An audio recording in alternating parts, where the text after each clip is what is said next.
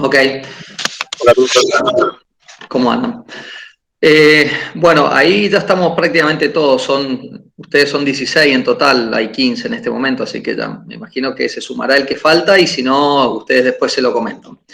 Ahí les voy a hacer un breve comentario sobre el trabajo práctico que tienen que ya ir encarando. Solamente hay dos grupos. Uno es con el tema de cementos para casing y el otro es batería de litio, que han presentado tema. Los otros dos grupos aún no han informado qué tema van a desarrollar en el trabajo. Eso lo tienen que definir sin falta hoy. Hoy mismo le tienen que mandar a Ariel por mail cuál es el nombre del tema, ¿sí? Que han seleccionado para el grupo de ustedes. Por otro lado, les comento que el trabajo práctico consiste en tres etapas, en verdad. Ariel les mandó por mail como una especie de índice. Yo lo encontré que le faltaban un par de cositas nomás, pero les comento a grosso modo de qué se trata esto. El trabajo práctico consiste en que los cuatro grupos tienen que hacer una parte de microeconomía, una parte de macroeconomía y una parte de evaluación de proyectos, ¿sí? La parte de microeconomía, que es la que le estamos pidiendo entregar, no me acuerdo cuál es la fecha, pero no debe estar faltando mucho, consiste en lo siguiente. Ustedes tienen que, una vez que definen el proyecto y qué es lo que quieren fabricar o comercializar o vender o lo que fuere, ustedes tienen que explicar de alguna manera cómo lo piensan hacer, en qué mercado, dónde está ese mercado y empezar a hacer una especie de, como si fuera una especie de investigación de mercado sin llegar a profundizar tanto, porque esta materia no es marketing ni investigación de mercado, sino más bien economía. Pero el tema es que ustedes tienen que poder entender qué es lo que van a hacer. O sea, ustedes tienen que ser capaces de explicarnos a nosotros que si ustedes eligieron, por darles un ejemplo, las baterías de litio, bueno, perfecto. Para hacer la batería de litio me tenés que explicar cómo se hace, pero no quiero que me den todo el proceso productivo, no, en muy grosso modo. Y de ahí mostrarme cuáles son los componentes, es decir, cuáles son las materias primas que ustedes van a necesitar, ¿sí? No sé, las materias primas. Y también qué mano de obra van a necesitar para poder fabricar. Una vez que ustedes conocen eso, tienen que poder cuantificar, tienen que saber, bueno, miren, el kilo de hidróxido de litio o de, no sé, como sea el componente que utilicen, cuesta tanta plata o se comercializa tantos dólares el kilo, la tonelada, no sé cómo viene. Después tienen que poder decir, bueno, ¿a dónde lo van a vender? Me van a decir, lo voy a vender en Argentina, lo voy a vender en Francia, lo voy a vender en Europa, en Estados Unidos, ¿a qué precio? Entonces tienen que poder determinar esas variables. ¿Por qué? Porque es importante saber y qué proporción o porción de mercado más o menos ustedes tienen previsto abarcar. Si ustedes me dicen que, no sé, yo voy a decir cualquier bolazo porque no lo sé, pero que el mercado, que ustedes quieren vender baterías de litio en Argentina, y que quieren vender, que el mercado hay 200.000 que se venden por año y que ustedes quieren el 5%, bueno, listo. Entonces ustedes tienen que plantear, ok, de esas 200.000 ustedes quieren vender el 5%. Estamos hablando de 4.000. Bueno, esas 4.000, ¿cómo las pensás? ¿Cuánto te va a llevar fabricarlas? ¿Cómo las pensás comercializar? ¿A qué precio? Normalmente, o sea, ¿cómo te vas a distinguir un poquito del tipo que fabrica esto hace más años que vos y que ya la está vendiendo en el mercado? Es decir, ¿por qué alguien te elegiría a vos? ¿Qué quiero decir con esto? No estoy buscando que ustedes empiecen a desarrollar una marca y no. Pero mínimamente ustedes, es como si ustedes mañana abren un negocio, ustedes van y ponen una heladería. Bueno, la heladería que vas a poner, ¿a dónde la vas a poner? Ah, bueno, la voy a poner en Godoy Cruz, bien. ¿Y a cuánto vas a vender el kilo de helado? Tenés que tener una idea cuánto. Me vas a decir, bueno, lo voy a vender el kilo de helado a 1.000 pesos. Entonces, ahí tenés que ver contra quién vas a competir. Por darte un ejemplo, no sé, tal vez Sopelsa vende el kilo de helado a 1.200, pero tal vez Grido lo venda a 550.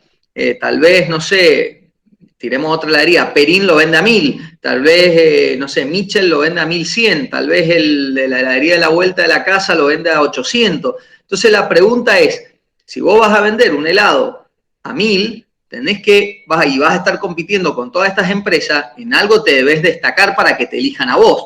¿Se entiende? Es decir, hoy por hoy, no sé, por dar algún ejemplo, Sopelsa se mantiene con lo que era antiguamente Sopelsa, cuando era el único o eran 2 o 3 empresitas nomás las que vendían helado. Y por eso hoy por hoy todavía se mantiene en el mercado, porque tiene consumidores.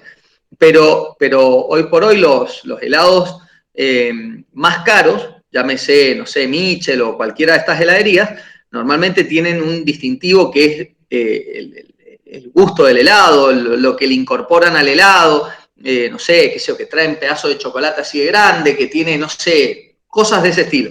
Y después por otro lado está Grido, que al revés, él ataca el mercado con precios bajos. Por ahí el granizado es muy común, el dulce de leche es un dulce de leche que no se destaca para nada pero bueno, cuando ustedes tienen que ir a comprar un kilo de helado y resulta que les cuesta 550 versus el doble en otra heladería, y bueno, por ahí están dispuestos a comer un dulce de leche que no tenga tanto gusto, pero la verdad que lo pueden pagar y es mucho más económico. Entonces, ustedes tienen que poder entender a dónde se van a situar ustedes con eso. Tienen que poder conocer cuáles son sus costos y cuál es el precio al que van a comercializarlo. ¿Por qué? Porque después de la parte de microeconomía, que es más o menos lo que ustedes tienen que plantear es, ¿qué voy a fabricar? ¿A dónde lo voy a fabricar? ¿Cuál es el tamaño del mercado? Es decir, ¿lo voy a vender a toda la Argentina? No, ¿lo voy a vender a Cuyo? ¿Lo voy a vender en Buenos Aires? ¿Lo voy a vender en Estados Unidos? ¿Cuál es el tamaño del mercado? ¿Sí? Es decir, ¿a cuánta gente tengo que llegar? Bueno, y ustedes lo van cuantificando, o sea, parten de una masa, no sé, de 50 millones de argentinos y van segmentando hasta que su target tal vez resulten ser 500.000 argentinos que consumen el producto que ustedes, no sé, vayan a desarrollar. O tal vez el target terminan siendo 50 empresas que resulta que son las que utilizan el cemento para el casing. No sé, ustedes tienen que ir segmentando. Y en función de eso tienen que ustedes proyectar una venta. ¿Por qué? Después de eso viene la parte de macroeconomía. En la parte de macroeconomía, casi todos los proyectos van a tener cosas muy comunes, porque la parte de macro es mucho más general. Ustedes cuando la veamos, ustedes van a empezar a buscar en el mercado en el que ustedes estén desarrollando su proyecto las variables macroeconómicas más significativas. Por ejemplo, ¿cuál es el crecimiento económico del país? Puede ser el PBI, el PBI per cápita. Después van a ver cuál es la inflación, cuál es el desempleo.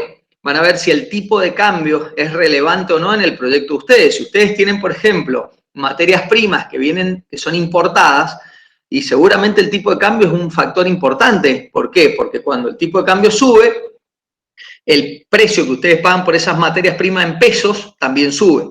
Ahora, también hay que ver si ustedes lo comercializan en pesos o lo comercializan en dólares.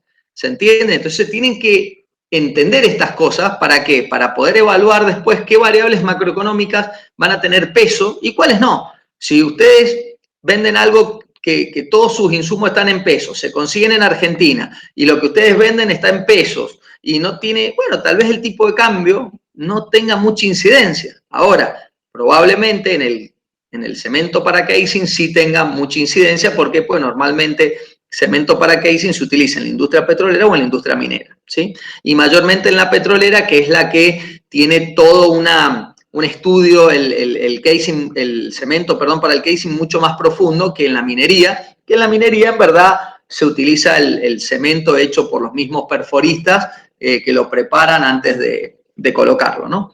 O sea, no tiene ninguna ciencia. En el petróleo normalmente se le pide una fórmula a una empresa que viene y normalmente trae ese cemento ya preparado con ciertas especificaciones, ¿no? Bueno, tienen que entender eso desde el punto de vista macro. Sí, Lautaro, decime. Una consulta, en el tema de microeconomía, esas cosas de la competencia de mercado, ¿podemos plantearlas como situaciones hipotéticas?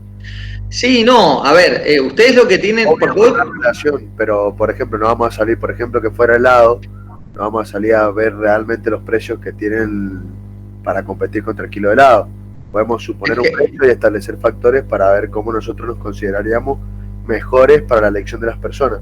Sí, a ver, pero vos pensás que si eso fuera tu negocio, vas a tener que salir a ver cuánto la competencia vende el kilo de helado. No, bueno, pero es que la idea es que esto sea lo más real posible. Está bien, no lo vas a llevar adelante, no es un negocio tuyo particular, es un trabajo que te pedimos nosotros, pero la idea es que vos el día de mañana, cuando quieras poner tu propio emprendimiento, cualquiera sea, no sé, un lubricentro o no sé, o vender teléfonos, qué sé yo, no sé, cualquier cosa, bueno, el día de mañana voy a tener que evaluar todo esto, voy a decir, che, yo voy a vender teléfonos, pero vos los vas a fabricar, no, los voy a traer de China, bueno, listo, los traes de China, ¿cuánto te sale traerlo de China? ¿Cómo te impacta el tipo de cambio? ¿Cuántos impuestos pagás por la importación de esos teléfonos? ¿Se entiende? O sea, ¿cuáles son los gravámenes que tiene esto? Bueno, todas estas cosas que son variables macroeconómicas las vas a tener que tener claras, porque si no, lo más probable es que te mandes a hacer esto y fracases, ¿me entendés? Y después cierres y digas, che, no resultó. Porque te pones a abrir un bar de un día para el otro y no hiciste ni el más mínimo estudio y resulta ser que después te encontrás con que nadie va a tu bar porque resulta que está en un lugar que no es muy transitado o porque no supiste llamar la atención del público con el bar. Hay muchos boliches que son un asco, pero ¿qué hacen? Contratan buenos RRPP y el RRPP, el que anda correteando por todo Mendoza, corriendo la voz de que tal boliche es lo mejor, ¿entendés? Empiezan a llevar, no sé, por darte un ejemplo, no sé, algunas modelos, alguna gente que va, qué sé yo, y empiezan a traer de esa manera al público, pero es el boca a boca. Y tal vez lo que te hace falta es contratar a un RRPP, pagarle unos mangos y que el tipo haga la publicidad o el boca a boca que necesitas para que vaya gente a tu bar o a tu boliche. Bueno, ese tipo de estudio de mercado es lo que nosotros buscamos, no con tanta profundidad porque esta materia no es marketing ni ¿cómo se llama? Ni investigación de mercado, esto es economía. Pero ustedes tienen mínimamente, si no encuentran la información, ahí sí, Lautaro, te doy la razón y te digo, bueno, proyectate algo, pero mínimamente me tenés que convencer, es decir, no me podés, el día de mañana cuando tengas que poner esto o tengas que presentar el trabajo, no puede ser algo que esté muy tomado de los pelos, es decir, tiene que tener mínimamente un sentido y yo te digo, bueno, perfecto, no conseguiste este dato y tomaste este atajo o esta situación y te digo, sí, me parece una buena idea. ¿Sí? No, obvio que tampoco dar, por ejemplo, basar el proyecto en datos disparatados, sino que tengan coherencia, pero por ejemplo, el tema del helado es fácil averiguar la competencia, pero averiguando un producto más abocado a la industria del petróleo, por ejemplo, nosotros elegimos el cemento para el casing y es más complicado, requerir de una indagación de información mucho más tediosa que la de encontrar cuánto vale a precio público el kilo de helado para distintas empresas. Sí, seguro, pero tenés que tener una referencia de cuánto va a cobrar. Porque el día de mañana cuando te contrate Halliburton para ir a tirar cemento a un casing en un pozo petrolero, le va a tener que pasar un precio y obviamente ese precio va a tener que estar de acuerdo al mercado. Si te vas muy alto, no te van a dar el contrato y si te vas muy bajo, probablemente te claves vos. Entonces, mínimamente vas a ir averiguando quiénes son los que prestan este servicio en Neuquén, Claro, eso es lo que le iba a decir, por ejemplo, averiguar quiénes prestan los servicios para por ejemplo, la incorporación del cemento al casing, y por ejemplo, averiguar un precio relativo de referencia, e ir suponiendo, bueno, esta empresa ofrece, no sé, $1.000 para arriba, esta $800 para arriba, esta $200 por abajo y así. Relación, simplemente que saquen no sean verídicos esos datos, pero que tengan relación y coherencia, así lo podemos hacer. Sí. A ver, yo trabajo, por darte un ejemplo, yo trabajo en la industria minera y cuando me toca cotizar un proyecto, yo cotizo y yo puedo estar o más caro o más barato que mi competencia. A veces puede ser, no sé, un 3, un 5%, y otras veces puede ser un 15, un 20, o hasta a veces me ha pasado un 50%. Y bueno, ahí te das cuenta que por ahí hay algo que no va. Pero bueno, ustedes tienen que tener una idea de por dónde están en el mercado. Y después, bueno, simplemente es ver cómo acotan y cómo determinan cuánto van a poder vender, ¿se entiende? Porque en definitiva, después que hagan el análisis de micro, después que evalúen las variables macroeconómicas, cómo impactan en su proyecto, que va a ser a nivel general. Después de ahí viene la evaluación de proyecto y ahí van a tener que volcar los números. Y esos números normalmente vienen de la microeconomía. Entonces ahí vos vas a tener que decir, bueno, mira, yo voy a trabajar o estoy estimando que que voy a darle servicio a estas 4 empresas con el cemento para casing, que lo voy a hacer en tantos pozos, que va a ser tantas veces por mes, que voy a cobrar tanta plata, entonces voy a empezar a calcular unos ingresos mensuales o anuales que vos vas a tener. Al mismo tiempo tenés que tener una idea de tus costos, es decir, cuánto te va a salir ese cemento para saber, en definitiva, cuál va a ser tu ganancia. Cemento, logística para ir yendo de empresa a empresa para colocarlo y demás, sí, obvio. Todo, más el flete, más qué sé yo. Obviamente, no vamos a entrar a un grado de detalle pero tenés que tener mínimamente digamos, algo, acercarte un poco a los números. Y después, ¿cuál es tu inversión? Entonces, de esa forma, es como ustedes en la parte de evaluación de proyectos terminan formulando lo que es el VAN y la TIR. O sea, el VAN es el valor actual neto, que es lo que te va a decir si ganaste o perdiste guita, y la TIR, que es la tasa interna de retorno, es la que te va a decir cuál es la rentabilidad del negocio con el que estás operando, ¿me entendés? Porque si esa tasa interna de retorno resulta ser muy chica, probablemente te convenga no hacer nada y agarrar la plata y poner en un banco en un plazo fijo y que te paguen X cantidad de pesos, ¿se entiende? Lo otro, si el negocio que ustedes están evaluando está en dólares o está en pesos, o sea, no es lo mismo obtener una tasa interna de retorno del 15% cuando todo lo que están analizando está en dólares, como puede ser el caso tuyo, Lautaro, del cemento para casing, como puede ser otro de ustedes que haga un proyecto que está en pesos y les dé el 15%. O sea, obviamente el 15% en pesos es una miseria. ¿Por qué? Porque fíjense cuánto es la inflación anual, fíjense, si ustedes agarran la misma plata, la ponen en un banco, el banco le va a dar el 30% anual, ¿no? ¿Para qué se van a meter en un proyecto que les va a dar el 15%? Van a perder plata. Entonces, si lo hacen en pesos, obviamente la TIR o la tasa interna de retorno que ustedes esperan tiene que ser alta, digamos, ¿no? En cambio, en dólares, ustedes pueden esperar una tasa interna de retorno del 15% y es flor de negocio, ¿se entiende? O sea, pero tienen que entender que no es lo mismo armar toda una estructura de precio y de costo en dólares que en pesos, ¿eh? Entonces, bueno, esas son un poco las cosas que vamos a ir viendo con este trabajo. La parte de micro, lo más probable es que todos ustedes como grupos lo vean con Ariel y él los vaya orientando, y después cuando ya estemos en la parte macro los oriente yo un poco, y yo directamente les diga yo a ustedes como grupo, bueno, vean esto, cuando ustedes tengan una duda me contacten a mí y me digan, mire, profe, tengo una duda con esto, y yo les diga, bueno, véanlo por este lado, por este otro. Así que bueno, eso es un poquito la forma en la que tenemos pensado dividirnos con Ariel esto, ¿sí? Así que bueno, yo les doy ese pantallazo rápido, ahora arranco con la clase, pero tengan en cuenta esto, tienen que empezar a trabajarlo antes que puedan. La clase del parcial solo es el parcial y quedan libres, es decir, que ustedes de esas 3 horas, probablemente el parcial lo hagan en, no sé, en 20 minutos y el resto del tiempo aprovechenlo si quieren para ir avanzando con el trabajo, y porque bueno, van a tener ciertas fechas que van a tener que ir haciendo presentaciones parciales, Ariel las va a ir viendo, les va a ir haciendo observaciones, les va a ir diciendo están muy bien, o están mal, o están bien orientados, o a ver cómo tienen que ir corrigiendo esto, y después cuando ya pasen a la parte macro lo van a estar viendo más conmigo. Así que bueno, dicho eso, los 2 grupos que todavía no han presentado el tema, por favor, hoy día manden el correo, contéstenle a Ariel con copia a mí y díganle cuál es el tema que han elegido. Si después, cuando empiezan a hacer la investigación de mercado, resulta que no encuentran mucha información o resulta que el tema es más complicado y excede las capacidades de ustedes y quieren cambiarlo por otro, levantan la mano y dicen, mire, profe, yo le dije que iba a hacer, no sé, casing cemento para casing, bueno, resulta que no, que lo que quiero hacer ahora es prestar servicio de medición de pozos petroleros mediante el uso del instrumento no sé cuánto, ok, bueno, y lo cambias. Pero tienen que hacer eso rápido porque a la medida que ustedes cambien, tienen que empezar de cero todo y se vuelve cada vez más tedioso. Entonces traten de ir avanzando, ¿no? Bueno, les comparto un poco la clase de lo que vamos a ver hoy. Este es el último tema de microeconomía y terminado este tema, ya empezaríamos con la parte de macro. Denme un segundo. ¿Ahí ven bien la presentación? Sí, profesor, bien. Ok.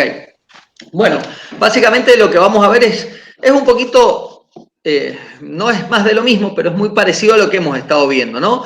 Y en lo que vamos a hacer hincapié es en lo que es mercado de factores productivos. ¿Qué quiere decir mercado de factores productivos? Cuando ustedes analizan el mercado de estos factores, siempre están ¿de qué lado? ¿Del lado de la oferta o del lado de la demanda? Del lado de la oferta. Claro, respóndanme con seguridad eso, muchachos, porque los mato. Recuerden que todos los factores productivos sirven para producir. ¿Y quién produce? La oferta. ¿Sí? ¿Quiénes son los que producen? la oferta y quiénes son los que compran, la demanda, ¿sí? Entonces, cuando ustedes vean mercado de factores productivos, siempre van a estar asociados a la oferta. Y por eso es que, de vuelta, que es lo que hemos estado viendo hasta ahora, cuando de repente los costos de esos factores productivos tienden a aumentar, hacen que la curva de oferta se traslade hacia la izquierda. Si por algún motivo los costos de los factores productivos bajasen, van a trasladar la curva de oferta hacia la derecha. Y en el caso de la tecnología, bueno, cuando la incorporación de tecnología permite mayor productividad, es decir, mayor producción a menor costo, obviamente traslada la curva de oferta hacia la derecha, ¿sí? Entonces recuerden que cuando hablamos del mercado de factores productivos son esos factores que están del lado de la oferta. Y básicamente lo que vamos a hacer es introducir el mercado de factores productivos, vamos a entender qué es la maximización del beneficio y la utilización del factor, y después vamos a entrar al mercado de factores en competencia perfecta. Y solo lo vamos a ver en competencia perfecta. ¿Por qué les digo esto? Porque se puede esto llevar a algunos, digamos, a algunos casos mucho más complejos en donde, por ejemplo, la empresa trabaje en competencia perfecta, pero nuestro proveedor, es decir, el que nos provee estos factores productivos, esté en un mercado que no es de competencia perfecta. Puede ser de competencia imperfecta, monopólico, monopsónico o cualquiera de esos. Entonces, ¿qué es lo que ocurre? Entonces cambia un poco el análisis que vamos a hacer acá. Nosotros, para hacérselo mucho más simplificado a ustedes, vamos a tomar solo de competencia perfecta y solo hasta acá vamos a llegar, ¿sí?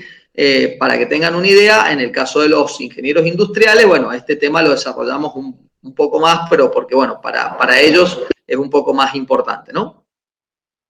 Bien, entonces, básicamente, ¿qué es un insumo o un factor de producción? Bueno, es todo aquello que contribuye al proceso productivo y es esto que hemos estado viendo desde la primer clase.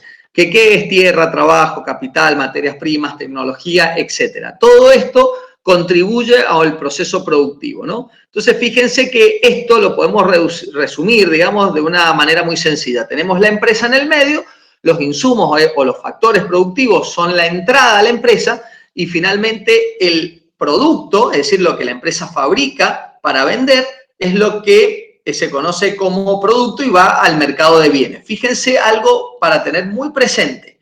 Los insumos, como están acá, son adquiridos en el mercado de factores. Es decir, acá existe un mercado que se llama mercado de factores en donde las empresas van a buscar estos factores productivos o estos insumos. Y finalmente el producto que elabora la empresa lo coloca en otro mercado distinto que se denomina el mercado de bienes o de bienes y servicios, ¿sí?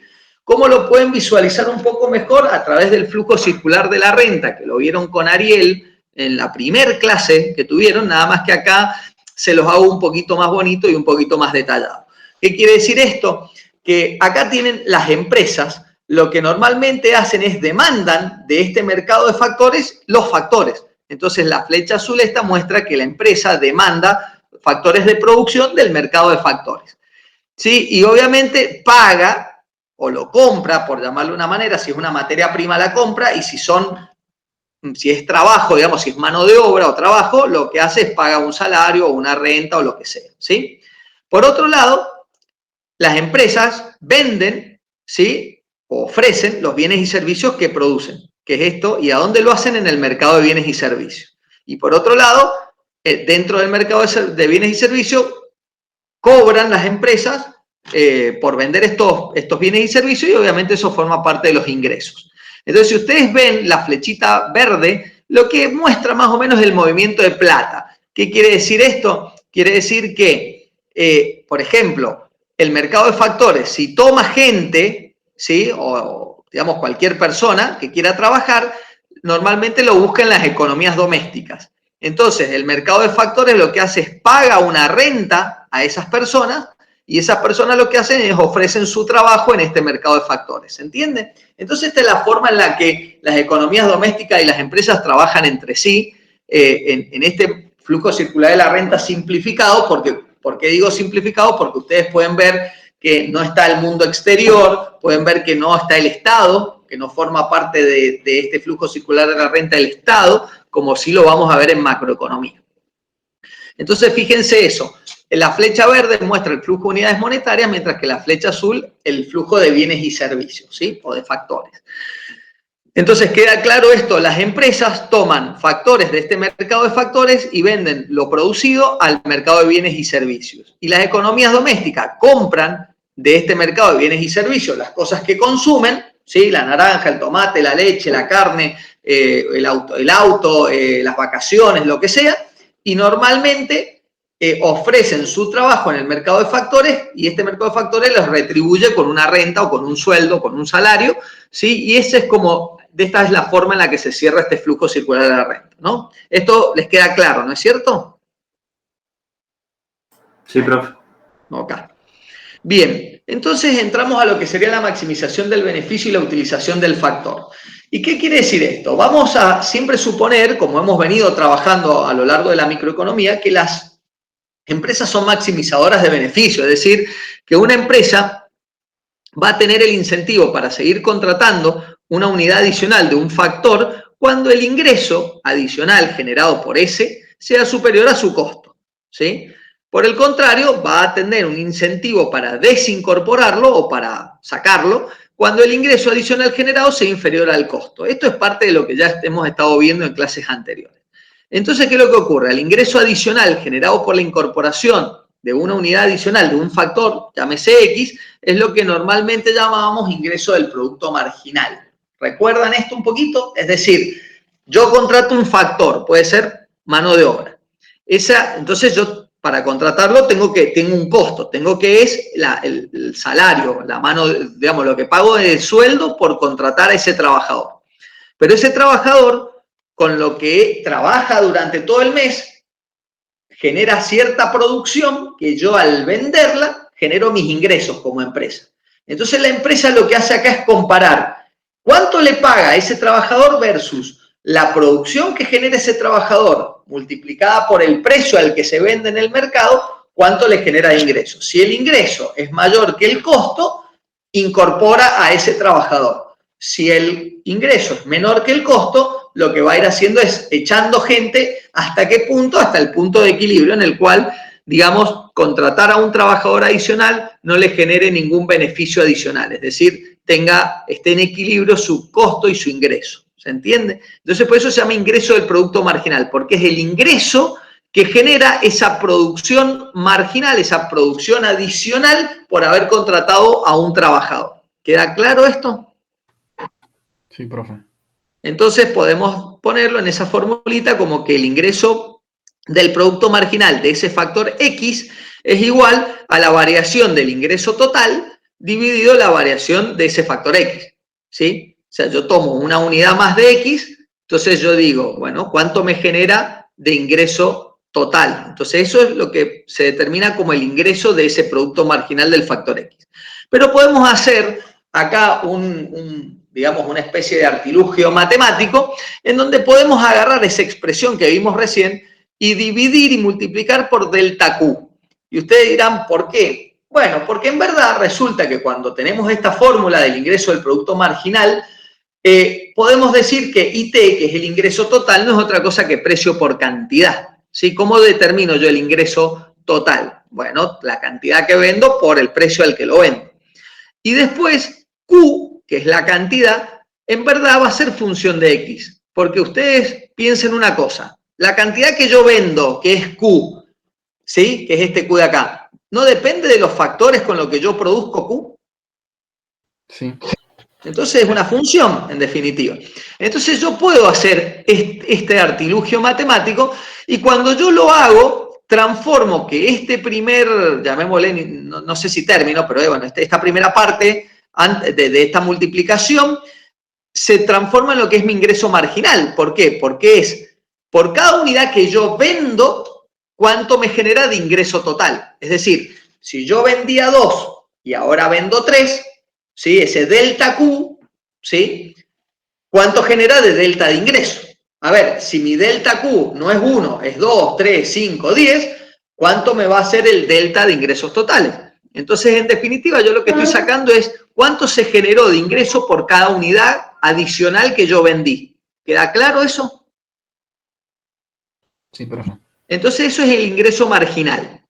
Pero por otro lado, fíjense que cuando yo hablo de delta Q es lo que estoy vendiendo. Tengo que tener en cuenta la diferencia entre delta Q y delta X, porque delta Q es lo que vendo, es lo que va a parar al mercado de bienes y servicios. Delta X es lo que yo contrato, y eso lo contrato del mercado de factores. Entonces, lo que tengo en la segunda parte de esta multiplicación es ¿cuánto puedo producir de Q por cada incorporación de un factor X?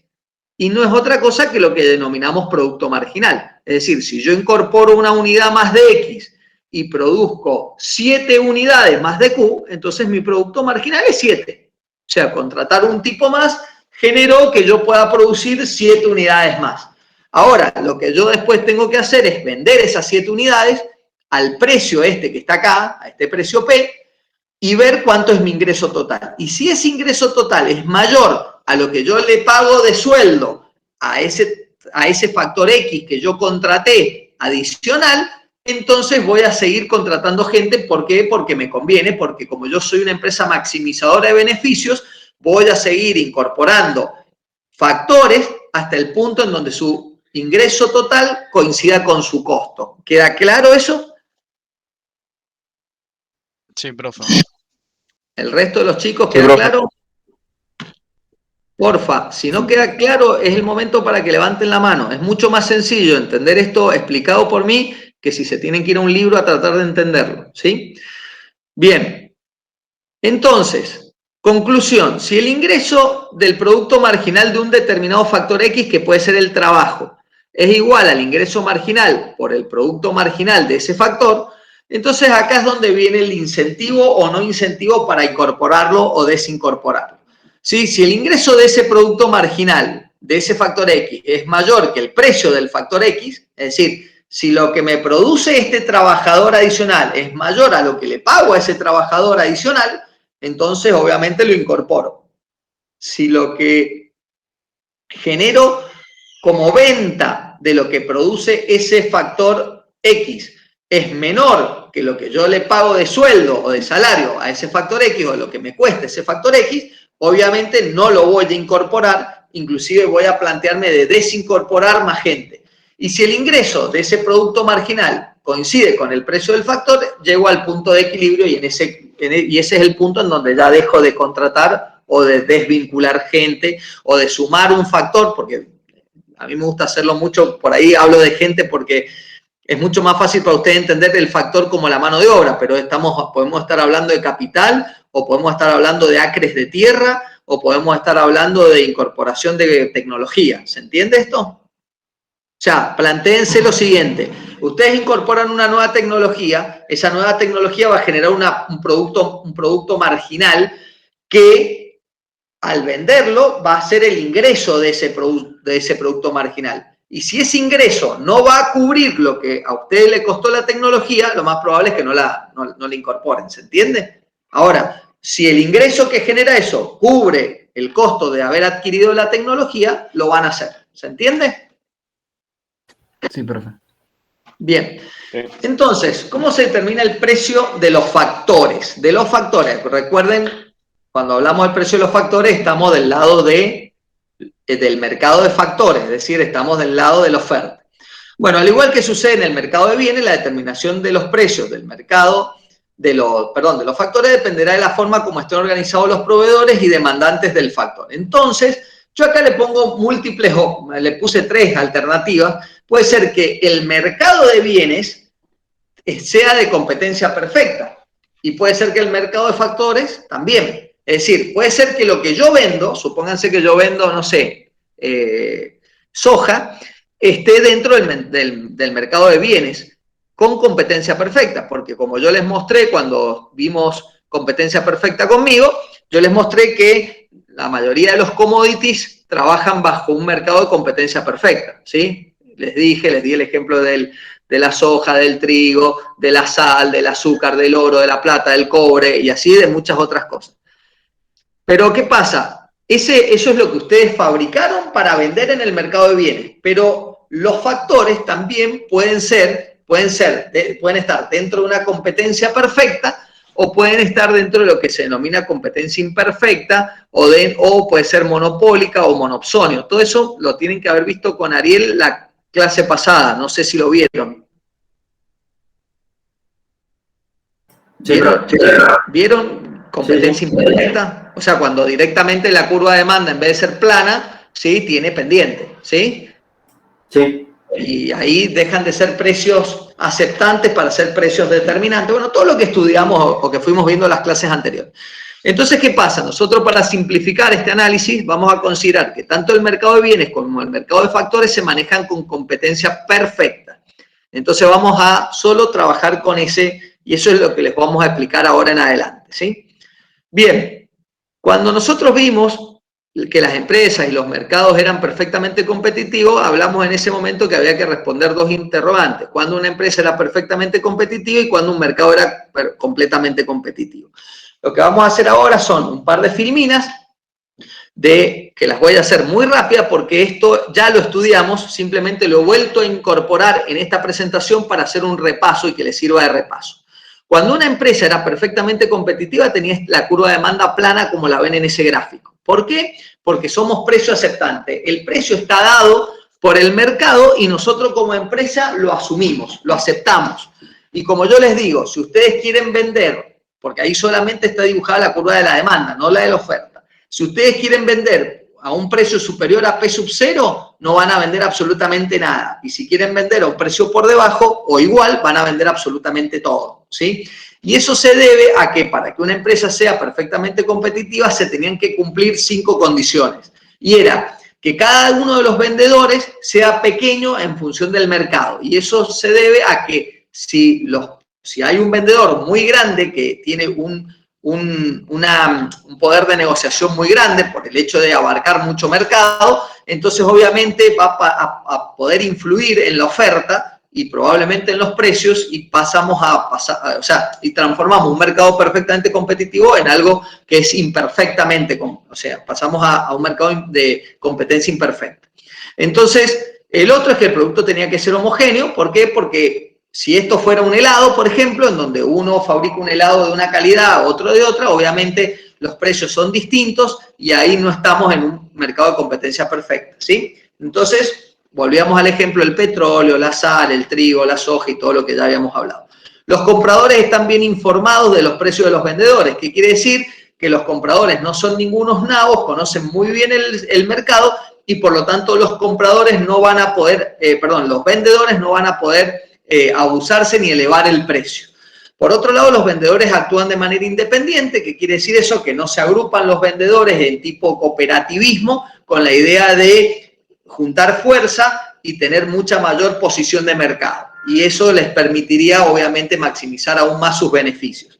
Y por otro lado, las empresas pueden entrar y salir libremente de la industria. Es decir, si a la empresa los números le dan, se queda. Si no le dan, salen. Y cuando hay variaciones en el precio, ¿sí?, del producto, es decir, que la curva de demanda plana puede subir o puede bajar, entonces habrán empresas que se podrán incorporar al mercado o habrán empresas que se deberán ir del mercado dependiendo de si sus costos, si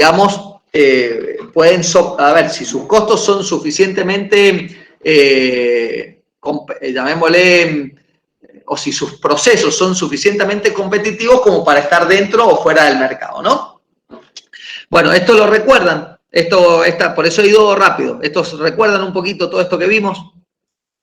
Sí, profe. Bien. Y después decíamos que un mercado era perfectamente competitivo si además de todo lo que vimos de los vendedores, también ocurría que los compradores cumplían con 3 cualidades. La primera es la que estaban muy bien informados de los precios de los vendedores, que los compradores también eran pequeños, cosa de tampoco agruparse y tener más poder de negociación o de mercado, y que actúan de manera independiente, ¿sí? Entonces, cuando se da esta situación, ¿sí?, entonces podemos decir que el mercado es perfectamente competitivo. Cuando no se da esto, bueno, sabemos que es imperfectamente competitivo. Entonces ahora, volviendo al mercado de factores, sí. Profe, Sí. Sí, te escucho. ¿lo que significaba que lo que era pequeño? ¿Qué es lo que significaba que lo que era pequeño? Pequeño es que... Anterior. Pequeño quiere decir que no tiene un poder de... O sea, a ver, suponete, si el mercado está constituido por, no sé, por 70 compradores, bueno, son todos pequeñitos, todos compran una pequeña porción, no hay uno que se lleva el 50% de todos, ¿entiendes? ¿Me seguís? Sí. Es decir, los compradores son todos pequeños en el sentido de que si la torta es esta, todos compran una pequeña porción de la torta. No que viene uno y arrasa y se lleva la mitad, porque obviamente si yo entro a un mercado y me compro la mitad del mercado, entonces voy a tener un poder de negociación muy superior. Yo voy a decir, no, pará, yo no voy a pagar lo mismo que pagan ellos si yo me estoy llevando la mitad. Entonces, ahí se rompe esto del mercado perfectamente competitivo. Y no solo tengo que ser pequeño, sino también actuar de manera independiente, porque si no, yo puedo ser pequeño, pero me sumo con el de al lado que es pequeño, con el de al lado que es pequeño, con el de al lado, y armamos una bola grande y decimos, che, todos nosotros te vamos a comprar a vos, siempre y cuando vos me bajes el precio, o vos, y empezamos a imponer condiciones. Entonces, no, eso también hay que evitarlo, porque cuando yo impongo condiciones, automáticamente el mercado pasa a ser imperfectamente competitivo, ¿sí? Sí, gracias, profe. De nada. Ahí cuando entramos al mercado de factores, y lo vemos desde el punto de vista de perfectamente competitivo, tenemos que entender dos cosas. Cuando vemos el mercado de bienes, decíamos que existía competencia perfecta cuando el precio del producto era constante. ¿Se acuerdan que mostrábamos que la demanda era plana y que se vendía el producto a un precio constante? ¿Hasta ahí estamos de acuerdo? Sí, profe. Ahora, si vamos al mercado de factores, a donde yo voy a contratar, ya sea materia prima o tecnología o cualquiera de los factores, para que ese mercado sea de competencia perfecta, quiere decir que el precio del factor tiene que ser constante. O sea, ¿qué quiere decir? Que el mercado de bienes, lo que yo vendo, lo vendo a un precio constante, pero en el mercado de factores, lo que yo contrato, también lo contrato a un precio constante. ¿Se entiende esto?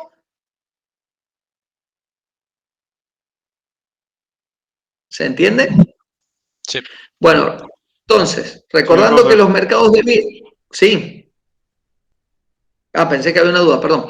Recordando que cuando los mercados de bienes son perfectamente competitivos, el precio es igual al ingreso marginal. Por lo tanto, el ingreso del producto marginal, en este caso, podría escribirse de esta forma. Fíjense que el ingreso del producto marginal, que no es otra cosa que el ingreso marginal por el producto marginal, bueno, el ingreso marginal es el ingreso que se genera por vender una unidad más.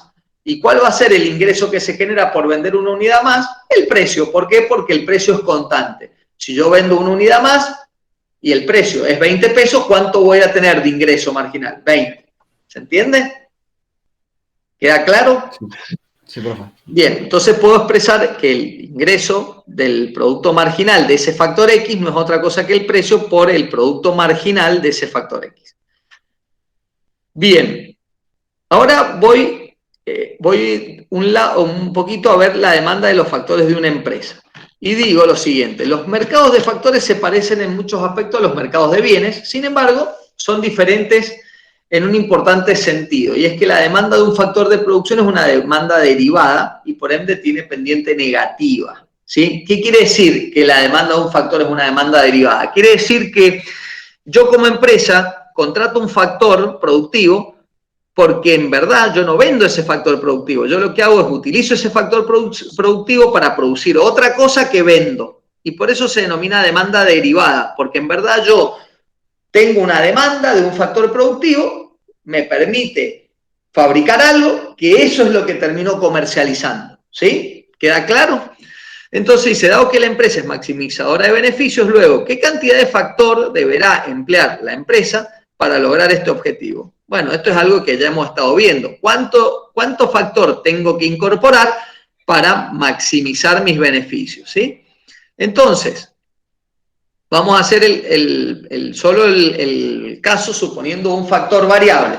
¿Sí? Vamos a suponer que hay un determinado factor variable. ¿Y cómo calculo el beneficio? Lo puedo hacer de esta fórmula muy sencilla. Recuerden que el beneficio no es otra cosa que el ingreso menos el costo. Entonces digo, el beneficio total es igual a mi ingreso total menos el costo. Pero el costo total yo lo puedo dividir en costo variable y costo fijo. ¿Se acuerdan que vimos eso, no? Entonces yo digo, bueno, mi beneficio total no es otra cosa que mi ingreso total menos el costo total. Pero el costo total era costo fijo más costo variable, por lo tanto, lo puedo plantear como está ahí.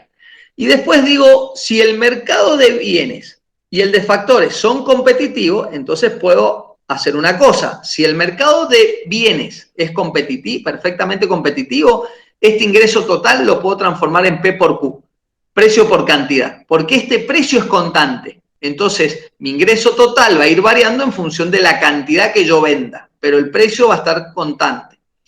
Por otro lado, si el mercado de factores es constante, es perfectamente competitivo, quiere decir que este costo variable, ¿sí?, va a ser R por X, en donde R va a ser el precio del factor, este R, y va a ser constante también.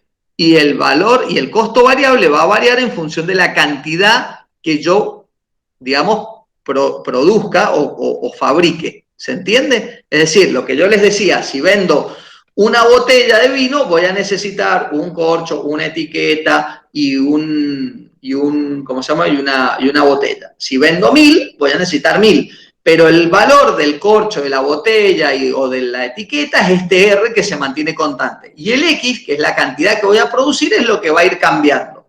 ¿Sí? ¿Se entiende? Sí, profe. O la cantidad de ese factor que voy a ir consumiendo, en definitiva. En la X también entraría los trabajadores y todo. Claro, es el factor. Es el factor que yo voy a pagar a un valor constante, R, para tener este costo variable. ¿Sí? Y el costo fijo es costo fijo, no tiene ningún problema. Ahora, como ustedes deben haber visto en análisis matemático, cada vez que queremos nosotros maximizar una función, bueno, normalmente, ¿qué hacemos? La derivada y la igualamos a 0. ¿Sí o no? ¿Lo recuerdan eso o no? Sí, sí, profe. Bien. Entonces, bueno, directamente, ¿qué hacemos? Derivamos, volvemos para atrás, derivamos el beneficio total en función de ¿qué? Del factor X.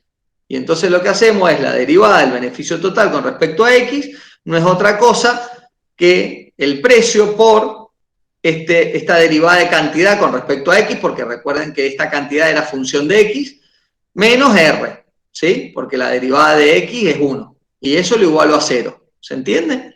Y entonces, en definitiva, lo que tengo es esta expresión que la puedo colocar de esta misma forma. Y entonces lo que tengo acá es que el precio por la derivada de Q sobre X es igual a R. ¿Y qué era Q sobre X? El producto marginal de X, que lo vimos en la segunda o tercera filmina. Entonces lo que me está diciendo de alguna manera acá es lo siguiente. El precio al que yo voy a vender mi mercadería, mi producto, multiplicado por el producto marginal de ese factor X, tiene que ser igual a lo que yo pago por el factor X.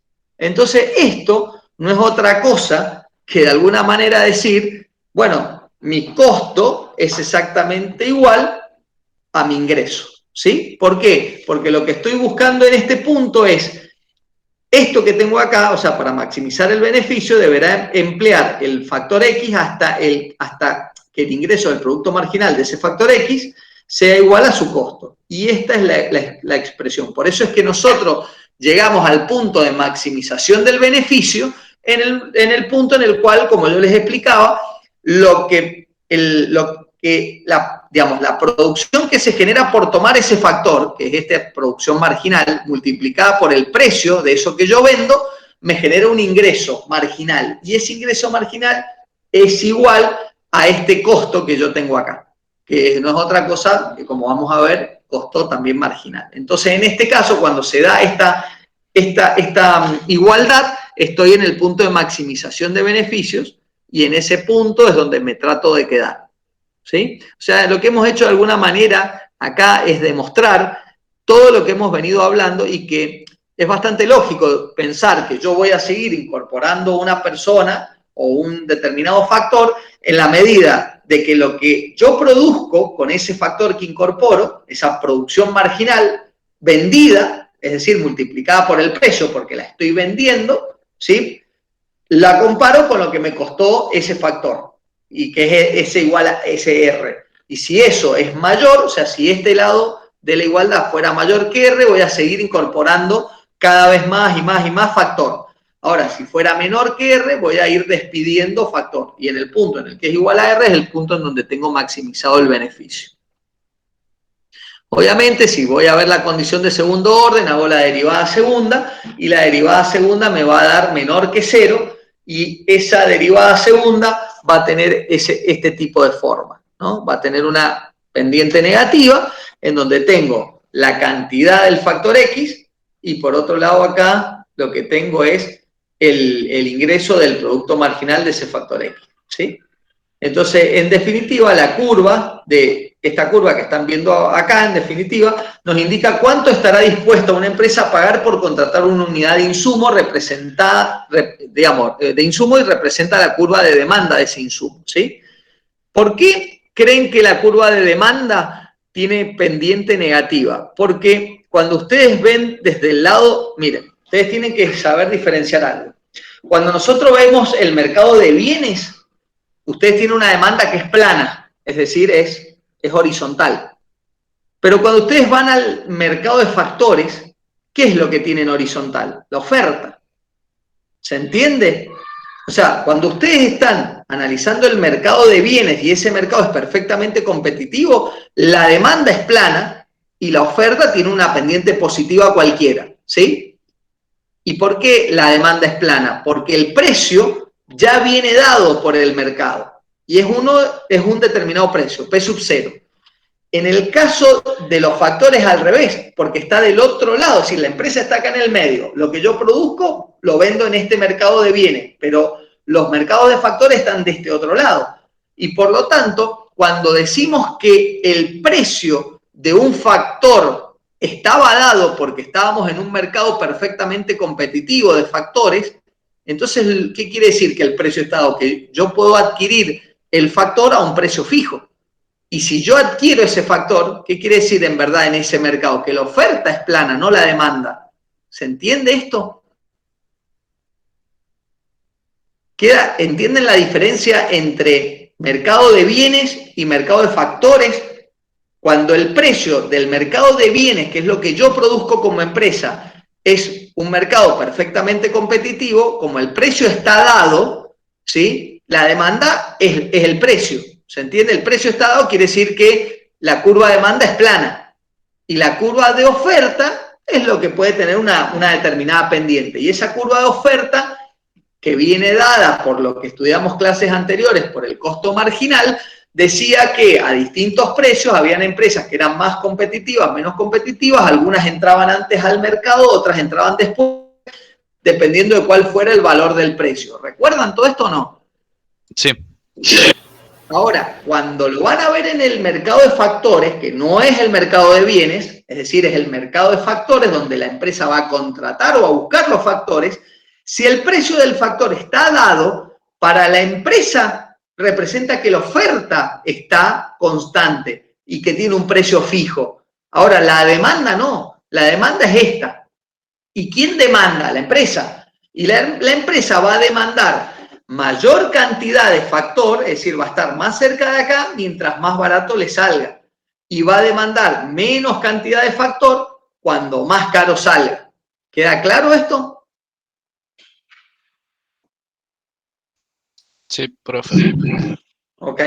Entonces, ¿qué es lo que ocurre? Que cuando yo veo el mercado de factores, y por eso es importante que entiendan que acá dice demanda de factores, empresa, y no dice demanda de mercado de bienes, lo que ocurre es que el R es constante, ¿sí? Y la demanda tiene esta forma. Y el punto de corte, ¿sí? Es el punto de equilibrio, digamos, de alguna manera, ¿sí? ¿Y qué quiere decir? Quiere decir que de toda esta cantidad que hay de oferta, de factores, bueno, a ese precio lo que yo voy a demandar es esta cantidad X asterisco. ¿Se entiende? Porque es el punto en donde yo maximizo utilidades. ¿Queda claro?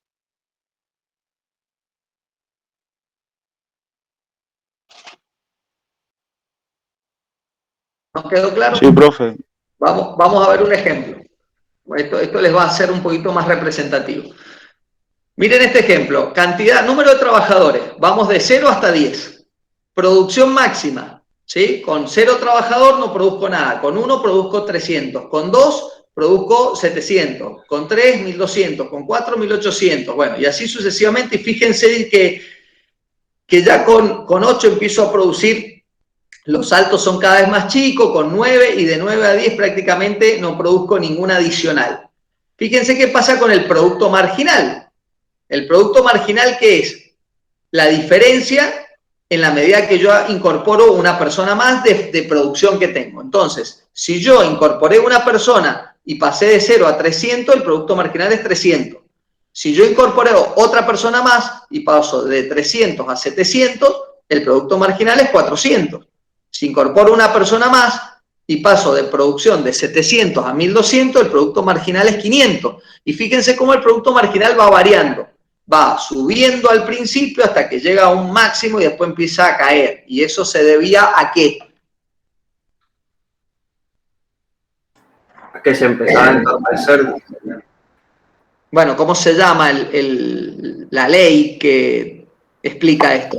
La ley de los crecimientos decrecientes. Rendimientos decrecientes. Perdón. Bien, eso es lo que mostramos con el producto marginal. Eso es lo que vimos en una de las primeras clases que mostraban que tenía la forma de una U invertida, ¿no? Bien, fíjense cuánto es el ingreso del producto marginal. Si este trabajador adicional, este trabajador generó 300 de producto marginal, ¿sí? Y yo estoy diciendo acá en el título que el precio del producto es de 10 unidades monetarias, quiere decir que cada producto que se produce, yo lo puedo vender a 10 unidades monetarias.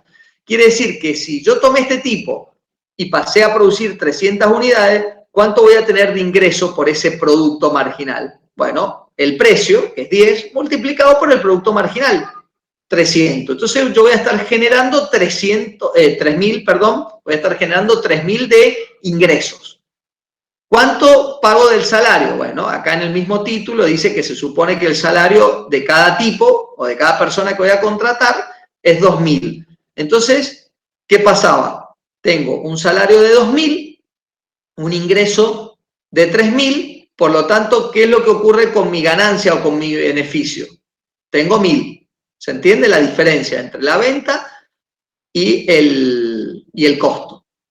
Cuando incorporo otra persona más, el producto marginal de ese nuevo trabajador ahora es 400, multiplicado por 10, que vale lo que vendo, lo que produzco, gano 4.000 y por un nuevo trabajador sigo pagando 2.000. O sea, por cada trabajador adicional vuelvo a pagar 2.000. Entonces, fíjense qué es lo que ocurre con mi beneficio. Sigue creciendo. O sea, con una persona gano 1.000 pesos.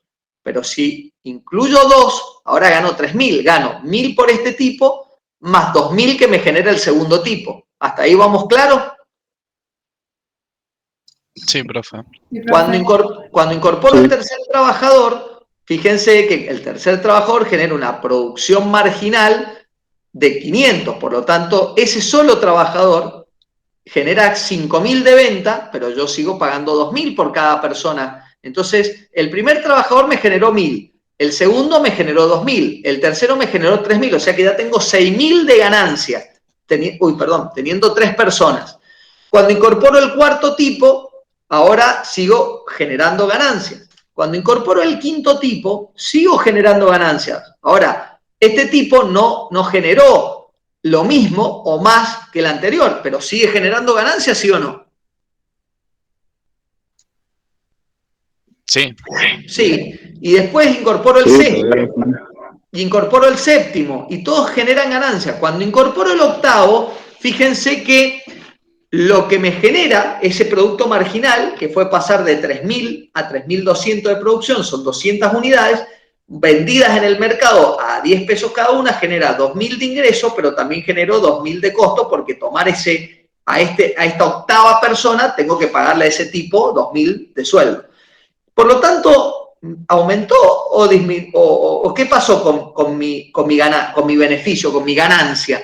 No se movió, ¿se entiende? Y si después sigo incorporando un noveno, un décimo y lo que sea, lo que ocurre es que voy a ir teniendo menos ingresos que lo que voy a tener como costo.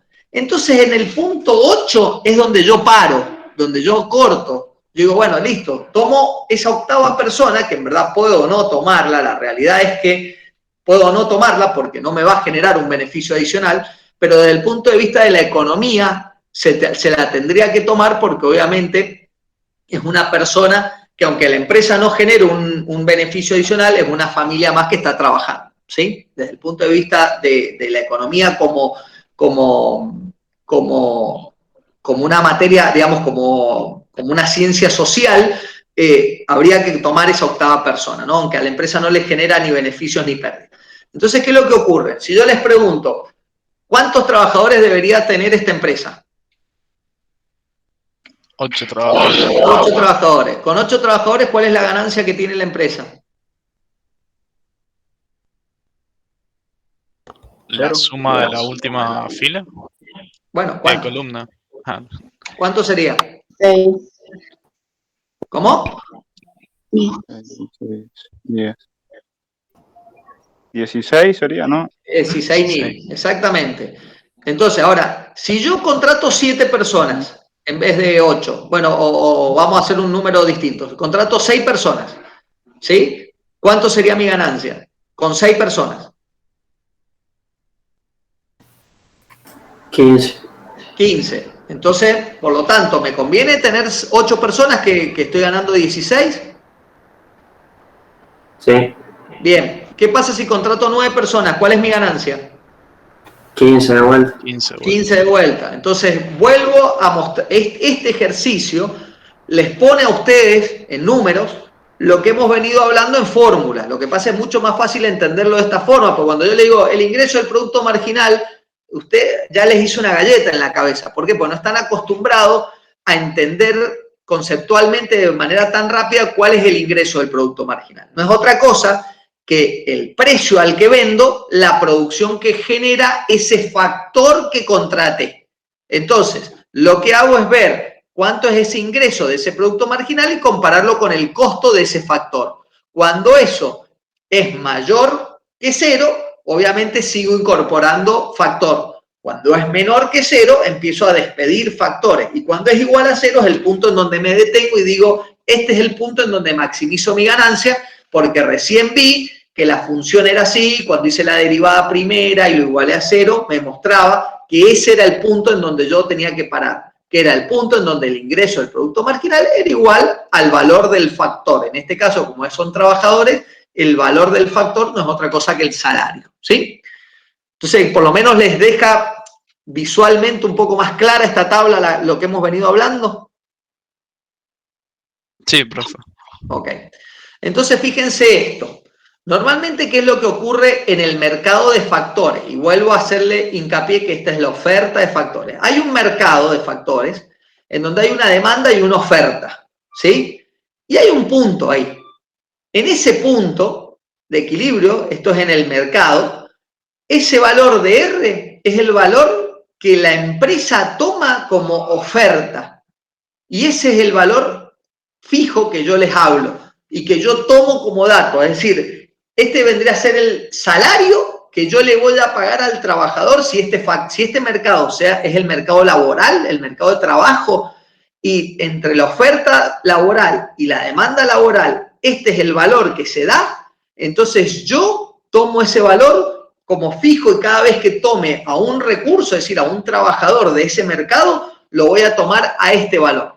Ahora, en el mercado de factores, la oferta y la demanda se van moviendo constantemente. No siempre esto está así. Entonces, cuando la oferta sube o la demanda o lo que sea, este valor de equilibrio va a ir cambiando. A veces puede irse para arriba y a veces puede irse para abajo. Y ese va a ser el motivo por el cual yo a veces voy a poder contratar a una persona por no sé, 100.000 pesos por mes y otra vez lo voy a poder hacer por 60.000 y otra vez lo voy a tener que hacer por 200.000. ¿Por qué? Y porque en la medida, miren, yo les explico algo que está pasando hoy por hoy en la minería. En el mercado en el que yo me desempeño, que son las perforaciones en minería, hoy por hoy hay un boom de la minería. ¿Qué quiere decir? Que todas las máquinas de perforación que hay en la Argentina están prácticamente todas ocupadas. Entonces, ¿qué es lo que me ocurre a mí? yo cuando voy a ver cuál es mi mercado de factores, yo como empresa necesito perforistas, necesito supervisores, necesito mecánicos, necesito, y así sucede. Entonces voy a ver cuál es la oferta y la demanda de mecánicos, cuál es la oferta y la demanda de perforistas, cuál es la oferta y la demanda de supervisores. Y lo que ocurre es que la oferta es la oferta, son los supervisores que hay, los perforistas que hay, los mecánicos que hay. Pero la demanda es muy grande, porque esta demanda, ¿sí? Es muy grande porque no solo yo necesito el perforista, lo necesitan todas las empresas que compiten conmigo. Y entonces cuando todas las empresas presionan la demanda, esta demanda se traslada hacia la derecha. Y cuando se traslada la curva verde a la derecha, el punto de corte es más alto o más bajo. El punto de equilibrio es más alto. ¿Y qué quiere decir que sea más alto? Que lo voy a tener que pagar más. Exactamente, que voy a tener que contratar al perforista más. De un año al otro, tengo que triplicar el sueldo de un perforista. O sea, les doy una historia para que entiendan. Hoy, yo contratar un perforista me va a costar más o menos 250.000 pesos por mes. ¿Sí? Trabajando en el campo 20 por 10, haciendo un régimen de 20 por 10. Hace un año atrás, yo podía conseguir ese perforista por 85.000, 90.000 pesos. Pero bueno, cambiaron las condiciones de mercado. Entonces, este valor de R, este valor de oferta que para mí es una curva plana, pero a veces va para arriba y a veces va para abajo. Y dependiendo de si sube o de si baja, obviamente va a ser la cantidad que yo quiera tomar o no. Es decir, si esto sube mucho y yo voy a querer menos, voy a querer contratar menos perforistas. Lo que pasa es que, bueno, en este caso, como todas las empresas están empujando por la gente, porque hay pocos perforistas, no es que yo voy a querer contratar menos, lo que voy a querer en verdad es que me va a salir más caro, pero lo voy a tener que contratar igual, porque si no tengo el perforista, entonces tengo que llamar a mi cliente y decirle que la máquina no se la voy a poder dar. Ahora, eso es desde la empresa hacia la izquierda, es decir, desde la empresa viendo los factores de producción. Ahora, si yo voy y veo desde la empresa para el otro lado, que es donde está el mercado de bienes y servicios, ocurre algo distinto. ¿Recuerdan que yo les decía que por el otro lado me podía encontrar con una curva de demanda fija y una curva de oferta? ¿Se entiende? Bien. El ejemplo que yo les acabo de dar de la minería obviamente no pertenece a este tipo de mercados que son perfectamente competitivos. Es totalmente competencia imperfecta. O sea, tanto la curva de oferta como de demanda no hay ninguna que sea plana o que sea horizontal. Yo les estoy dando el ejemplo solo a modo gráfico. Pero así como me pasa a mí en el mercado de bienes, que el perforista tengo que salir a pagarle el triple, porque si no, no los tengo, porque todas las empresas están queriendo llevárselos, cuando yo eso se lo traslado a mi cliente, se lo traslado de la misma manera. Y hace un año atrás, las empresas pagaban, por ejemplo, por el metro de perforación $150 y hoy van a estar pagando 220, 225, lo que sea. ¿Por qué? Y porque yo voy a trasladarle todos mis costos a la empresa. Y la empresa me lo va a tener que pagar sin ningún problema porque si no se va a quedar sin máquina de perforar. ¿Se entiende? Sí, ¿Comprenden? No, a ver, el ejemplo que les di de la minería no es exactamente esto que hemos estado viendo porque no es un mercado perfectamente competitivo. Pero quiero que entiendan eso, es decir, este valor de R puede subir o puede bajar por lo que ocurra en el mercado de factores. Y yo como empresa voy a tener que pagar este valor de R, a veces puede ser más alto, a veces puede ser más bajo.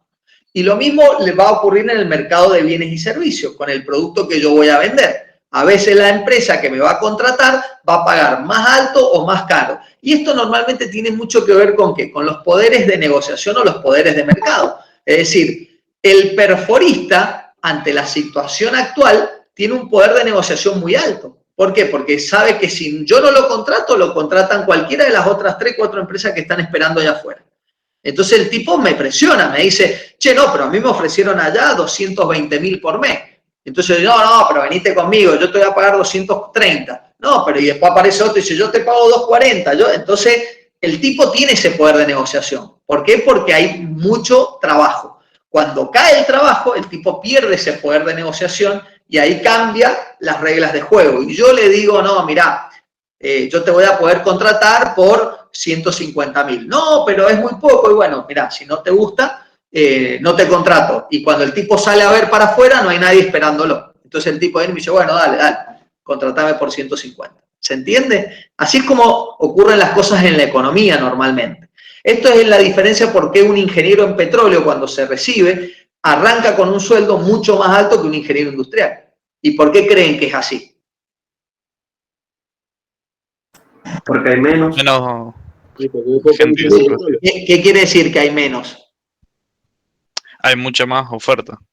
No, No, menos oferta. menos oferta, más demanda. Es menos oferta. Entonces, si este es el mercado de los ingenieros de petróleo, esta curva roja está más acá arriba. Entonces, ¿a dónde corta con la demanda? En un precio mucho más alto. Fíjense, ¿cuántos ingenieros en petróleo tenemos actualmente cursando ustedes? ¿Cuántos son? 16.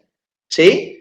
Bueno, ¿saben cuántos tengo yo cursando economía en industriales un año normal? Por lo menos somos 90, 100. ¿Sí? Y entonces, ¿qué quiere decir? Obviamente, se reciben mucho más ingenieros industriales todos los años que ingenieros en petróleo. Y el mercado es así. Se requieren ingenieros en petróleo, pero son poquitas, la oferta es poquita. Por eso ustedes tienen una posibilidad muy buena, que es cuando ni bien ustedes se reciben y empiezan a trabajar, arrancan con salarios muy superiores a los industriales, pero muy superiores. Y sin contar que encima la mayoría de los trabajos de ustedes son en campo y obviamente se paga un adicional bastante fuerte por el hecho de trabajar, no sé, en un pozo petrolero, o ni les cuento si se van a trabajar en una plataforma offshore, que obviamente van a cobrar muchísima guita, ¿sí? Pero bueno, tienen que estar dispuestos a hacer ese tipo de trabajo. Entonces, ¿les empieza a quedar un poquito más claro esto? Bien, y ya para ir terminando me quedan dos filmines, y la primera es la oferta de trabajo, y les quiero mostrar una curva que es bastante rara. Normalmente, en la medida que yo trabajo mayor cantidad de horas, es decir, que se ofrecen más cantidad de horas, el salario real va creciendo. Es decir, si yo trabajo más horas, obviamente voy a cobrar o voy a pedir cobrar un salario más alto. Esto tiene bastante sentido, digamos. Esta se llama OL porque es la curva de oferta y la L es de laboral, es del mercado laboral. Ahora, ¿qué es lo que ocurre normalmente, no? Hay otra curva que es esta, que se denomina curva renta-ocio. ¿Y qué quiere decir esto? Quiere decir que ustedes están dispuestos, obviamente, a trabajar una mayor cantidad de horas cobrando un salario cada vez más alto.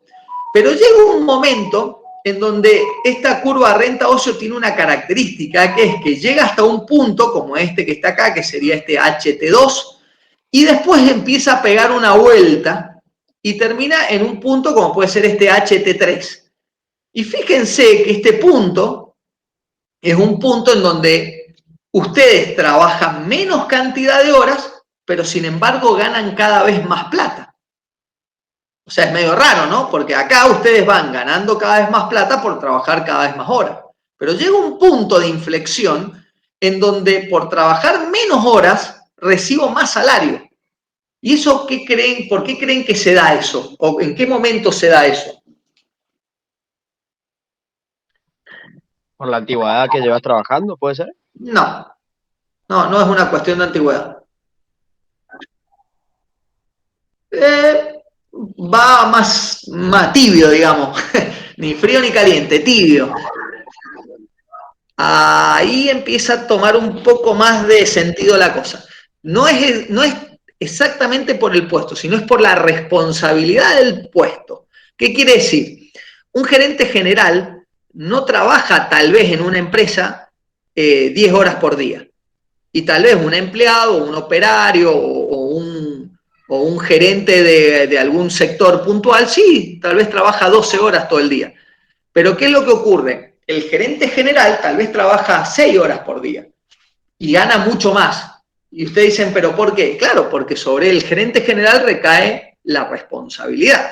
El tipo, ¿sí? ¿Qué pasa? Llega un momento en donde ustedes van a querer cobrar más plata y no trabajar más tiempo. Pero para llegar a ese punto, ustedes tienen que haber demostrado quiénes son.